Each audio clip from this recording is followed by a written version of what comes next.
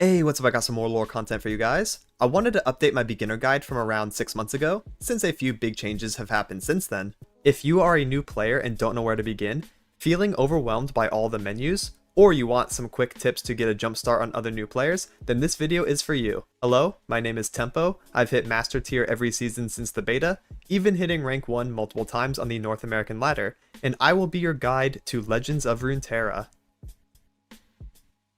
With that, let's talk about the first thing you'll see when starting lore, and that is the tutorial.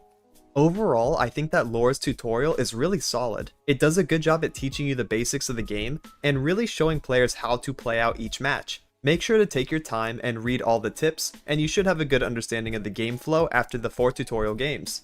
The one thing I always touch on is that the cards in the tutorial do not represent what the cards do in the actual game. Some of the stats and effects aren't quite correct, so as long as you don't think about the details too much, it's a fantastic tutorial. I'd like to take a moment while it's playing in the background to explain the 3 biggest mechanics in the game to help you understand the flow of a match. Legends of Runeterra is very unique in the way that during each turn, both players are able to act, play units, and cast spells. Once one player does an action, the other player is able to take an action as well, and it goes back and forth until both players decide to pass. The second mechanic I want to talk about is attack turn versus defense turn. Only one player is able to attack during each turn, while the other one is on defense. What's cool about lore is that much like in Magic the Gathering, the defender is able to determine block targets, which makes the game innately defense favored. What really shakes things up though is the spells in the game, which is the third and final mechanic that I want to briefly cover. Spells have 4 speeds: slow, fast, focus, and burst. Slow spells are considered slow because they can't be used in combat. Fast spells can be used in combat, but enemies can react to them and play their own spells to negate or stop what you're trying to do. Focus speed spells can't be reacted to, but also can't be used in combat, while burst speed spells are the best of the bunch. They happen with no enemy interaction to the activation, it just works, and they can also be used during combat. The coolest side mechanic in the game, in my opinion, is the ability to bank spell mana. This is also called floating mana. All you have to do is end a turn with mana remaining, and it will be banked for a future turn. This allows you to do pretty cool things, like play an 8-cost spell on turn 5, because you spend your 5 mana for the turn, plus your 3 banked spell mana. After the tutorial, you will see this menu. Here you have the option to play the Path of Champions game mode, where you can continue going against bots in a solo adventure, or hop into the PvP progression side of things with deck collecting, challenges, and missions. So let's briefly cover what Path is. Path of Champions is a PvE game mode where you play against the AI, using a partially pre-constructed deck and adding cards and powers to it. You then progress across a line of battles and events in order to get to the end and fight the boss. The lore devs have made it official that Path of Champions is going to be the main game mode that they want to focus content updates on. There's tons of depth with multiple playable champions, tons of powers, and even weekly events along with a leaderboard system to see how you measure up versus other Path players. Another really cool side note is you can complete daily and event missions in the Path of Champions, which gives you more resources for PvP. So I want to take a quick minute to go through all of the menus and get you familiar with the HUD, that way you can quickly navigate it and know where everything is. And starting up at the top, we have our profile button. So we can see different stats about our account, how many cards we've collected. Same with the collection menu, we can see, what cards of each region, and also per expansion, how much of the collection we have access to. And then also on this menu, we see our mastery for our specific champions. If you go ahead and click over here on your profile itself, you can also adjust your profile picture. Next, up here at the top, we have the Riot Coins, which is basically like RP, paid for currency that we can use to craft cards. And then we have green shards right here. Green shards can also be used to craft cards of any rarity, and these red ruby looking things are for prismatic cards, basically holographic or shiny cards. The top right button, which is kind of small but very important to click on, expands this little menu here, and then we can see a couple other options. This first one is the news. So this shows like a new expansion just came out, and there's also a patch notes menu. That way you can see at a glance what things have been added to the game, what changes have been added, without having to find an external website. Next, we have one of the most important menus. This is our missions. Missions are going to be very important for getting resources, whether we are playing Path of Champions and doing the Path of Champions specific missions, or we're doing quests for our PvP side of things right here in the prologue. And then also down here, there are more Path of Champions missions for the event itself that just came out. If we want to get some cosmetics featuring the new champions to the game like Vex and Lilia, then we're going to have to do these as well. And then at the top right we have the friend menu and of course the settings. Moving down to the bottom right where all these highlighted options are, we see Play the Path of Champions, Login Rewards, and Weekly Vault. Play the Path of Champions is just going to be a shortcut that takes us back to the Path game mode, and then we have the Login Rewards, which if you click on, we'll see Claim Your Reward. There's 7 different ones. This account is currently on day 3, which would give me a golden chest. Golden chest is just a burst of resources, ranging from like some shards to some wildcards, just some stuff to help build a deck. The 2 biggest side notes about this menu is that the card bundle on day 7 does include a champion, which is Ashe. She is also currently playable in the standard format, so it's really important to get your 7-day login bonus. And the second tip that I want to give is that there are no more login bonuses after this initial 7 days. You shouldn't expect 30-day login bonus that you have to keep up with or anything like that. No, once you get through the first 7, you are good to go, and you get a good amount of resources on the way. And down here we also have the Weekly Vault. The Weekly Vault opens every Thursday, and the way it works is as you accrue XP over the course of the week by playing and doing your daily missions, your vault will level up, giving you better resources every Thursday as you play. Right now on this account I have 2 bronze chests and a silver, and they keep upgrading through the ranks. So you start with triple bronze, and you can work your way up through triple silver, triple gold, triple plat, and even triple diamond. So my big tip for you right now is to work towards triple platinum chests. Once you get to triple platinum, you also unlock a champion wildcard, which is nice because you can craft any champion of your choice using that wildcard. And then moving right along to the left side, we have the play menu. In the play menu, there's another button that takes us to Path of Champions, and then we have play itself. In play, there are 2 options. We can do standard or eternal, showing us which format we're going to be queuing our deck in. And then we can also click on our deck and hit play. There's another way to get to Eternal, or if you want to switch your game mode, just click on the big button up here at the top right, and you can swap between the 2. You can also click on Eternal Ranked and see that the queue is down, and that's because there's only a set window where Eternal Ranked is available. And next we have versus AI, of course, and also challenges. Challenges are more like tutorials to play through. This is actually something that was recently updated, is that the challenges have been reduced to the first set keywords, so there's much less of them than there used to be. I would highly recommend playing through these challenges when you start the game because it also gives you XP for your prologue route, allowing you to unlock additional beginner decks and also PvP at a pretty quick rate.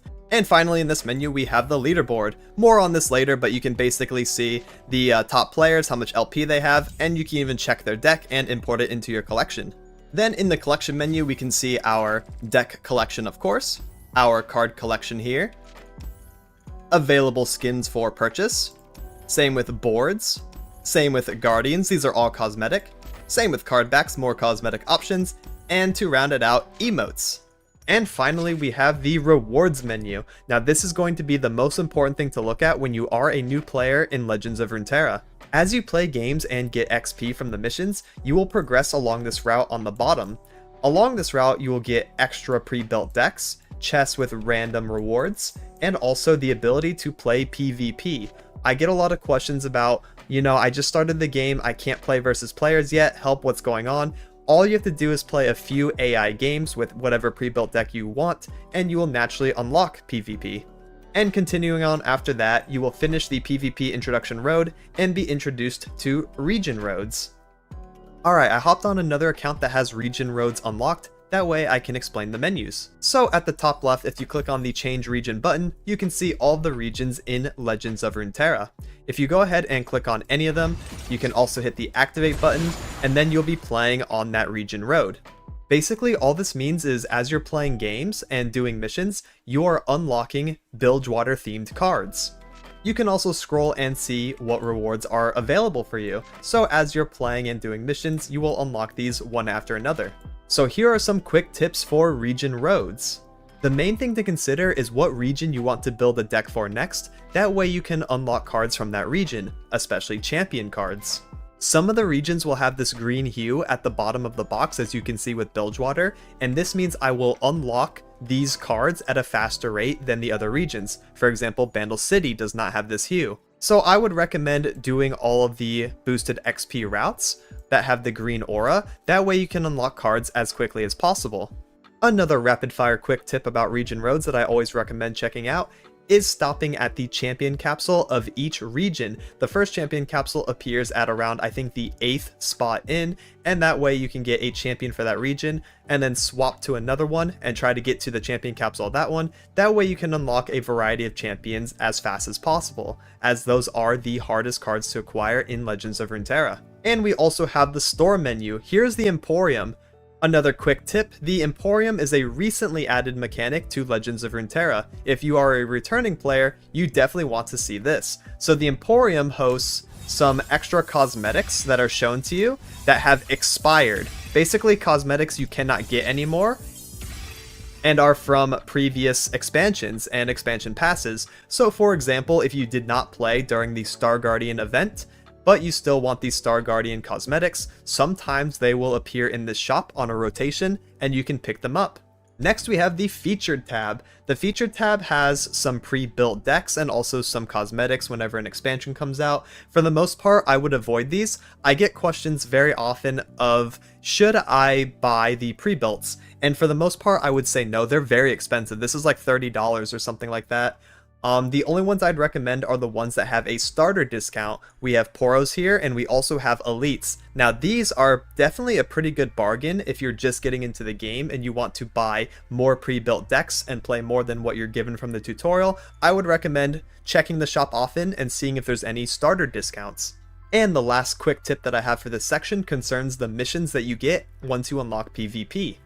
You can hold up to 3 daily quests and also 2 rerolls. You get 1 reroll at the start of every day, again with a cap of 2, so if you don't like these missions, I would recommend rerolling pretty often, that way you can do them daily. It's really important to note that these missions can be done in both PvP and also the Path of Champions game mode. Speaking of which, we can also see a bonus up here at the top right, called the Next PvP Win XP bonus.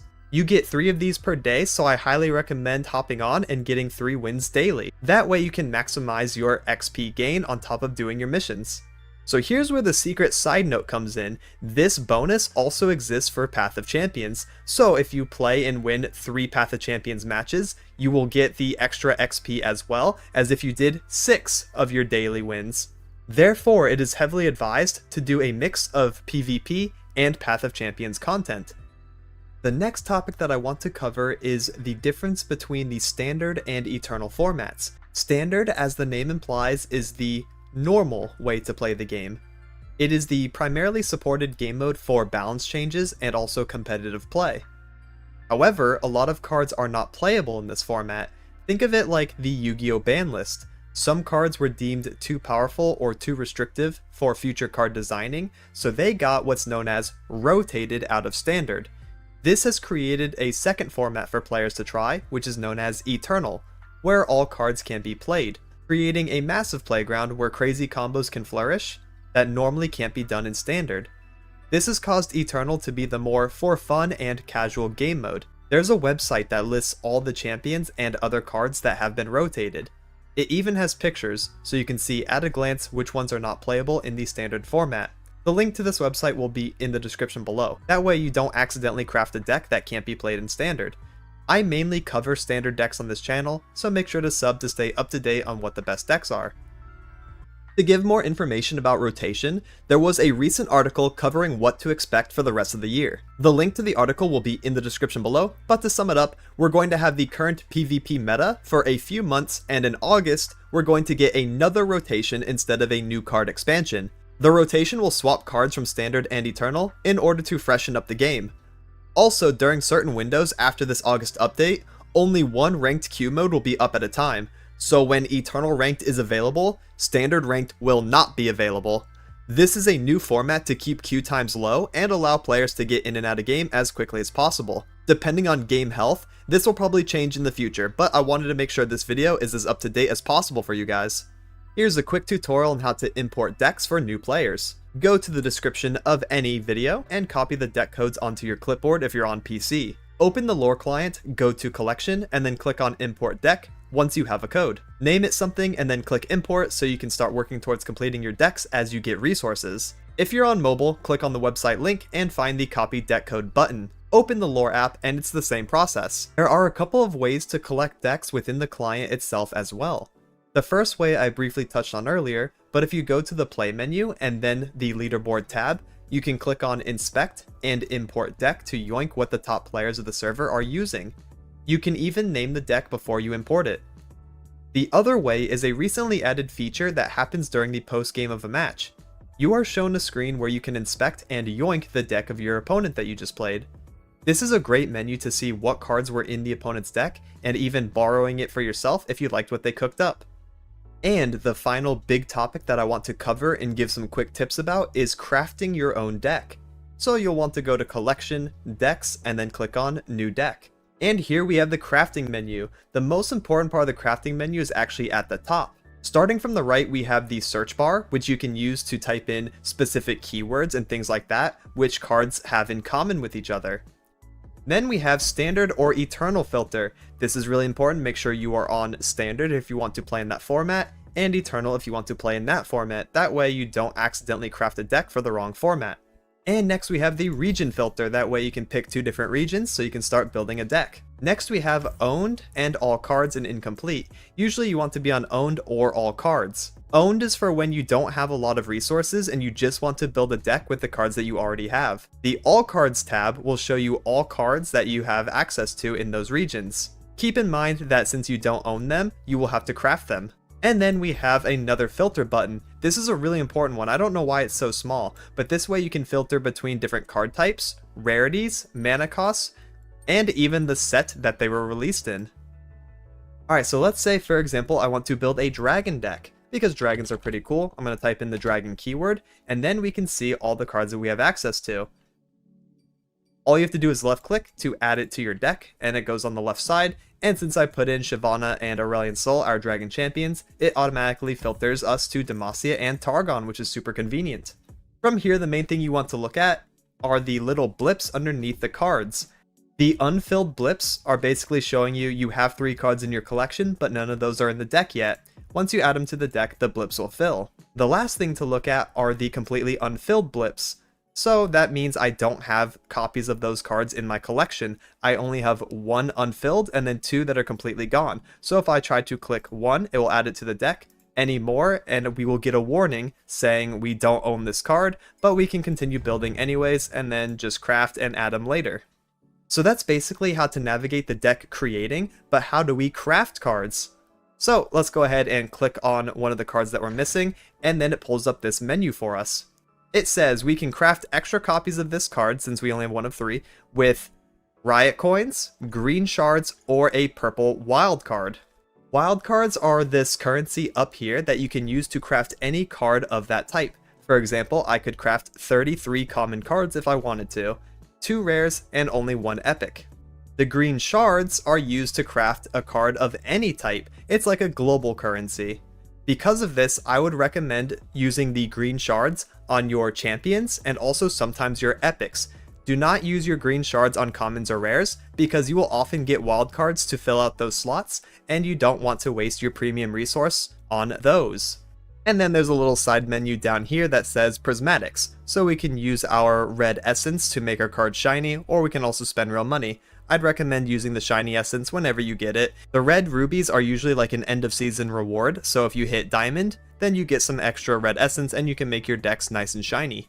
Another really cool feature since my last beginner video is the buy all button. So let's say we filled out this deck with a bunch of cards that we don't own. You can just click buy all and it pulls up this little menu for you that shows you everything that you're spending, what you're missing and stuff like that, and then you can go ahead and buy all and it will just fill out the deck, which is really nice if you have a bunch of resources but you don't want to go craft every singular card. And then if we go ahead and hit done, it will put it in our collection for us. I just titled it New Deck, and it also has a red exclamation mark saying, this deck has cards that we don't own yet. That way you can come back to it and craft the cards at your own pace.